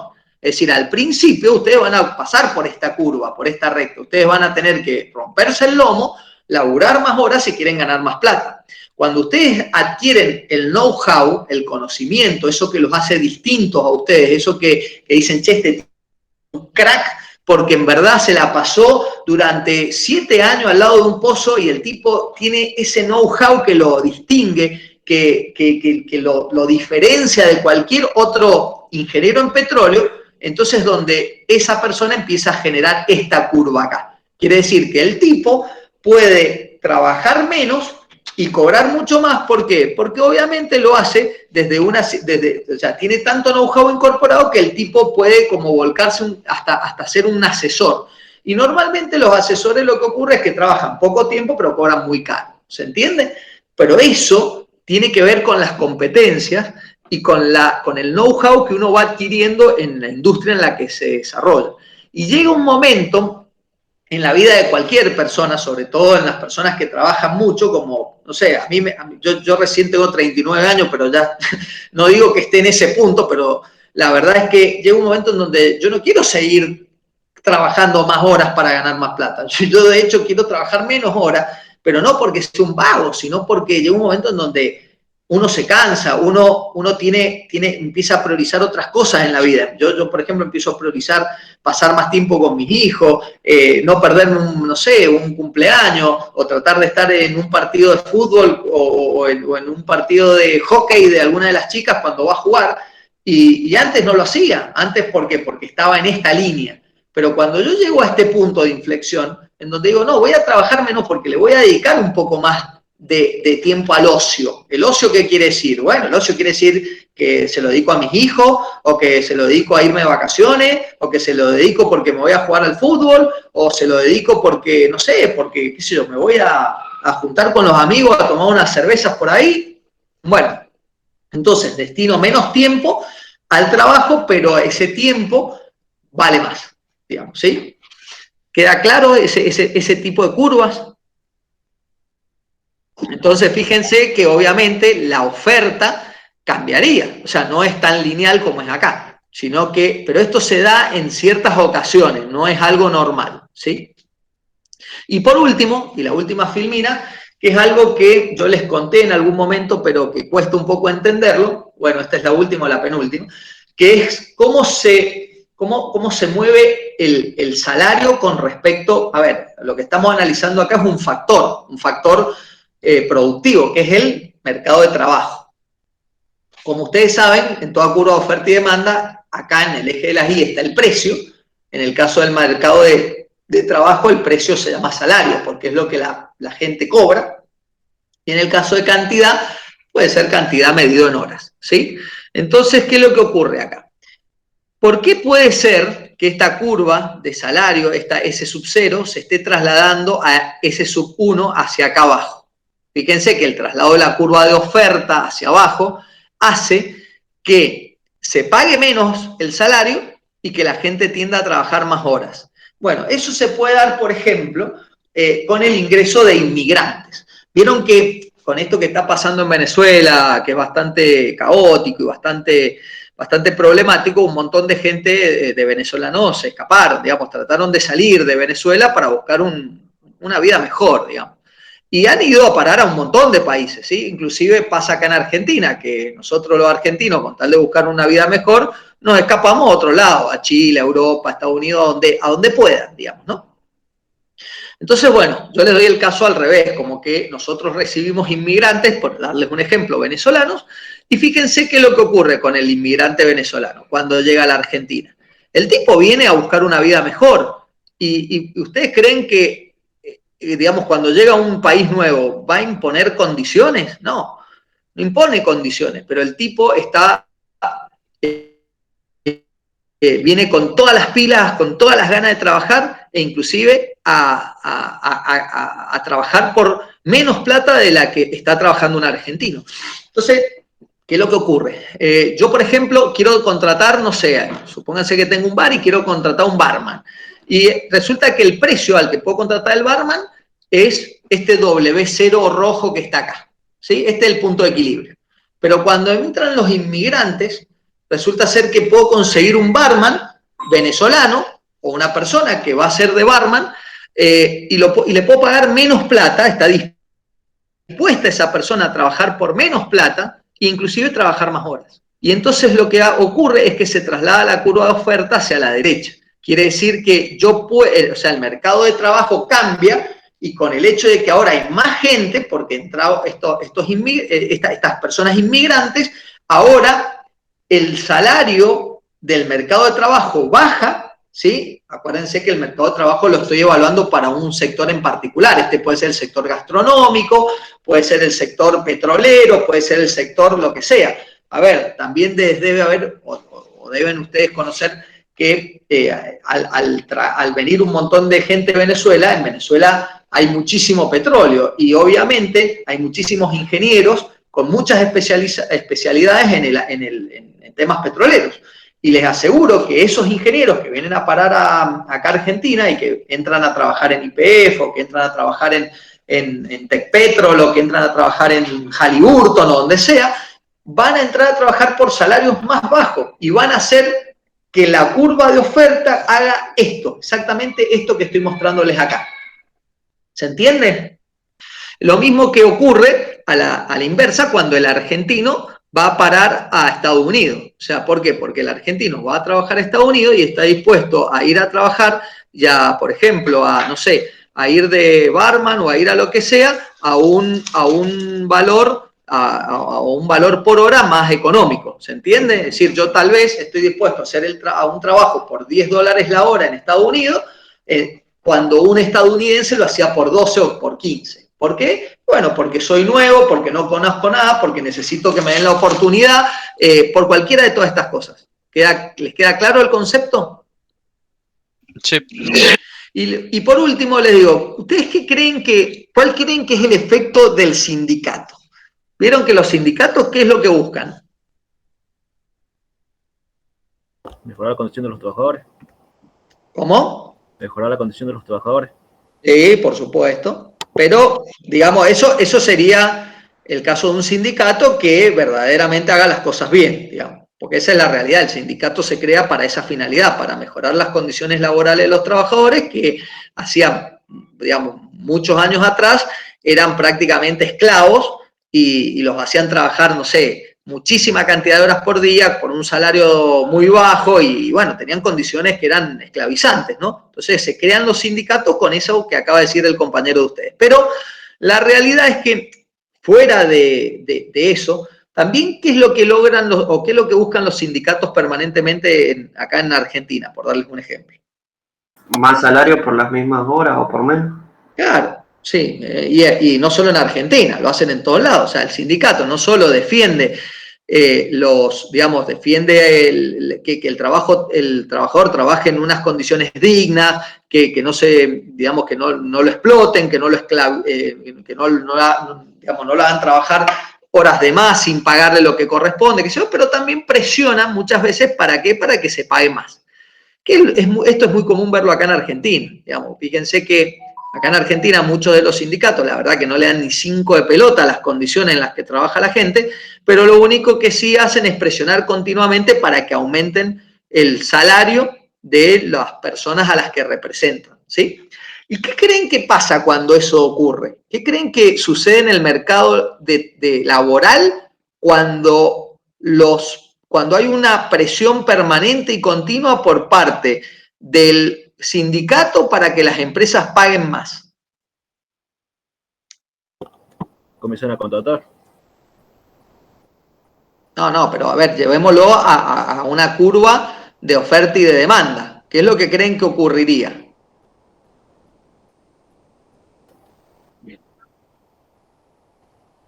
O sea, vos dirías que sería ver lo mismo, este mismo gráfico, nada más que cambiémosle y sería que la curva azul sería la S0 y la curva roja sería la S1.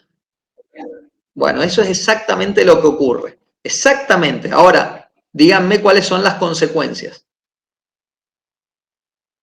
¿Que le terminan pagando menos por las mismas horas? No, menos no, más. Porque ahora el salario aumenta, porque lo que en verdad hace el sindicato es pelear para que haya aumentos de sueldo, ¿sí o no?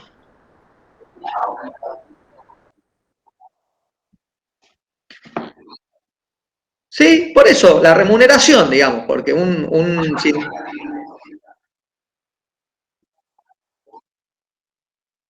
si se puede llevar al mercado, es decir, si la empresa puede traspasar ese extra costo al precio de venta, perfecto. Ahora, si el precio de venta está dado porque estás en un mercado perfectamente competitivo, lo único que tenés es un extra costo y no lo puedes traspasar a la venta, ¿se entiende? Pero fuera de eso, fíjate qué pasa con la cantidad, porque vos estás viendo nada más el efecto de que aumentan los salarios, pero ¿qué pasa con la cantidad? Contratan a menos personas. Exactamente. Entonces, en definitiva, lo que está haciendo la presión sindical es que te está obligando a pagar un salario por sobre el salario mínimo, perdón, no sobre el salario mínimo, sino sobre el salario de mercado. Es decir, si vos tenés una curva como, perdón, se me fue al demonio esto, era justo la última filmina. Deme un segundo. Fíjense esto, si ustedes tienen una curva de demanda y una curva de oferta, y el punto de equilibrio, que es el de libre mercado, cuando no hay ningún factor que haga nada, dice que el salario es este que está acá, este salario de libre mercado, pero el sindicato estipula y presiona y negocia y lo que sea, un salario mínimo que está por encima de este punto de equilibrio, porque obviamente por debajo no va a estar, digamos, fíjense cuál es la diferencia. Esta es la cantidad ofertada, esta línea que baja acá vertical. Pero esta es la cantidad demandada. ¿Se entiende? Entonces, las empresas quieren demandar esta cantidad, o sea, esta cantidad que está acá. Pero la oferta quiere ofrecer esta cantidad que está acá. ¿Se entiende? Y entonces la diferencia entre la curva de oferta y la curva de demanda a un salario más alto, ¿qué creen que va a pasar?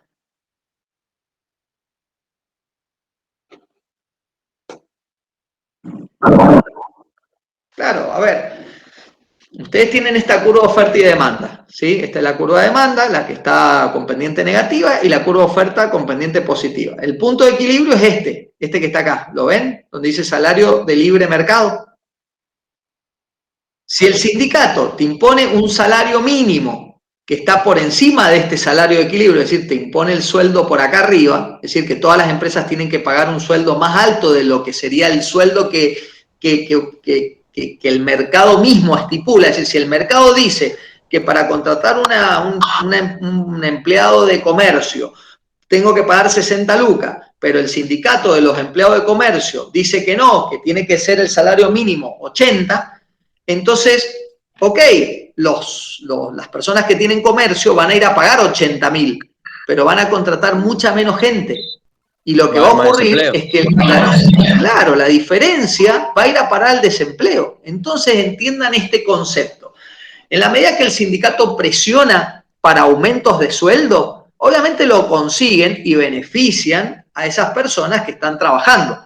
Pero tengan en cuenta que los empleadores, es decir, las empresas, cuando les suben los salarios, llega un momento en donde no pueden seguir manteniendo la cantidad de gente y no les queda otra que ir cortando gente, ¿sí? Entonces empiezan a despedir gente y empiezan tal vez a recargar a algunos otros empleados. Le dicen, che, mirá, antes teníamos esta persona que pagaba proveedores y esta otra que hacía selección de personal, bueno, ahora no puedo pagarle a los dos porque el sindicato me obliga a pagar 80 lucas, entonces, bueno, me voy a quedar con una sola persona y ahora le digo a la persona que pagaba proveedores que también haga selección de personal.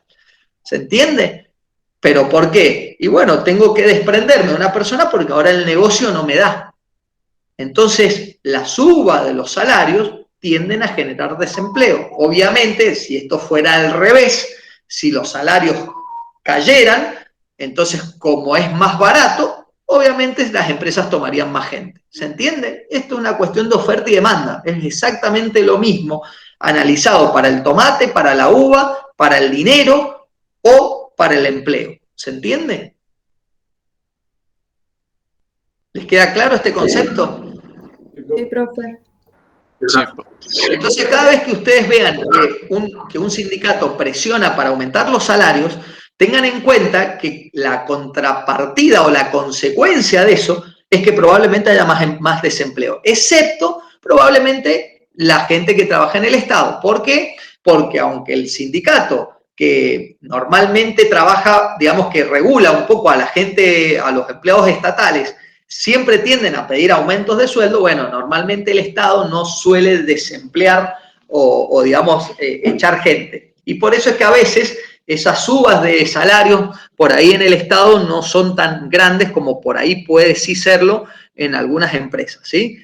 A veces sí se da la condición de que, sobre todo cuando hay cerca las elecciones, en donde el gobierno de turno a veces toma esa política de ¿qué? De pegarle un aumento a los salarios con el fin de que obviamente todas las personas que trabajan en el Estado voten, digamos, la continuidad de un partido político, de un determinado candidato, qué sé yo, pero ¿por qué? Bueno, porque dicen, mirá, lo voy a votar porque me pagó, porque ahora estoy ganando mejor o porque me aumentaron el sueldo. Pero bueno, eso ya pasa a ser parte de las artimañas políticas, digamos, y no parte de lo que vemos nosotros en economía, ¿sí? Pero el concepto de desempleo lo tienen que entender. ¿Por qué? Porque, y no solo eso, el desempleo también lleva a que a veces las empresas tienen que achicar la cantidad de personas.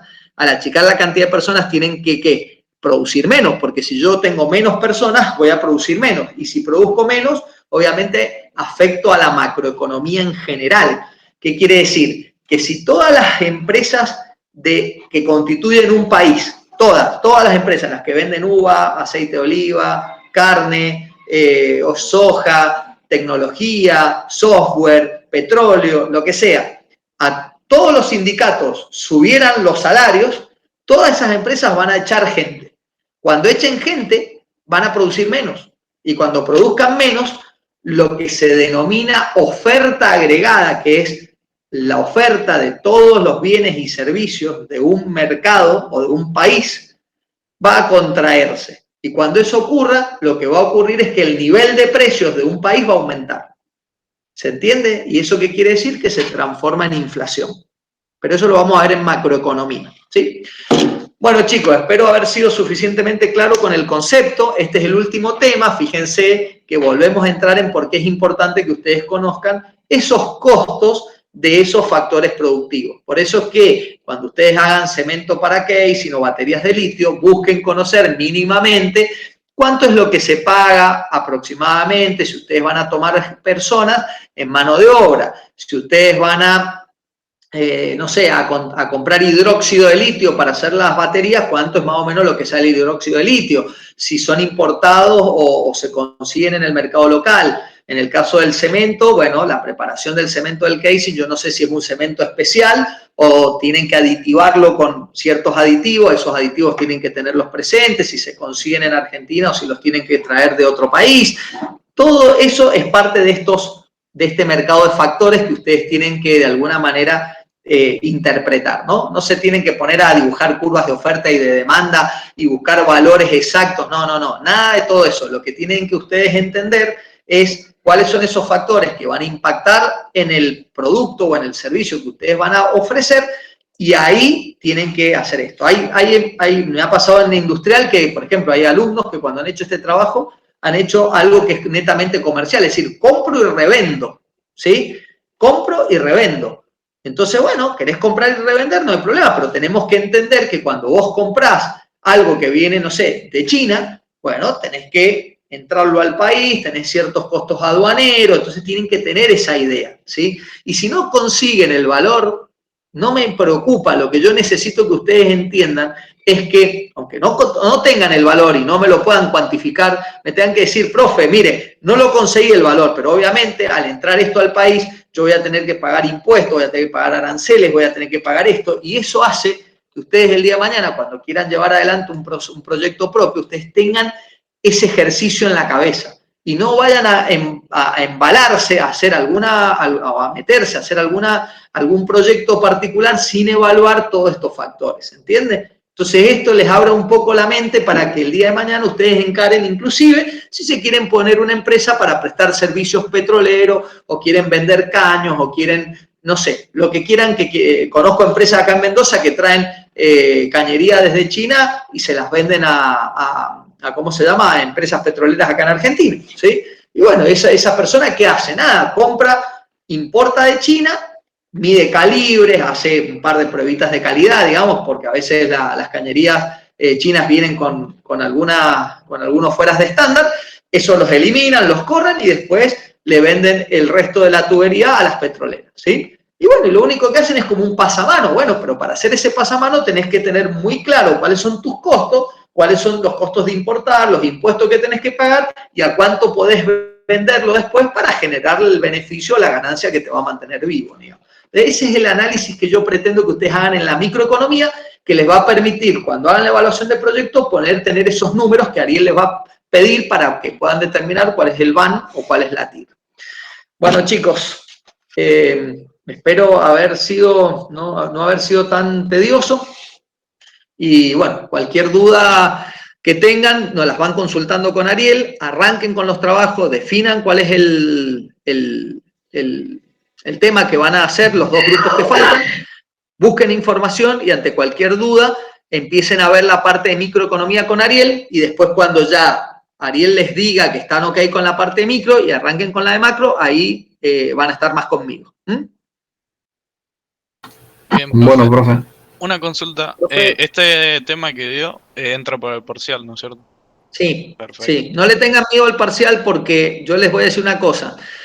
Otros años se ha dado economía de una forma mucho más light. Este año hemos aumentado los contenidos, pero eso no quita que nosotros, cuando vamos a evaluarlos, no vamos a evaluarlos con un criterio petrolero. ¿Qué quiere decir con esto? Que no me voy a volver loco y no les voy a evaluar a ustedes como yo los evalúo a los industriales, porque economía para los industriales es una materia mucho más aplicada y mucho más importante que la que es para ustedes en petróleo.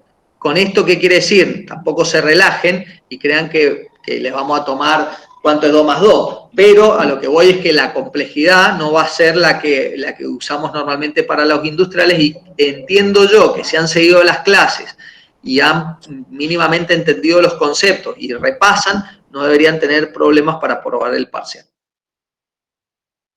Perfecto, profe. Muchas gracias. Profesor. Sí. Profesor.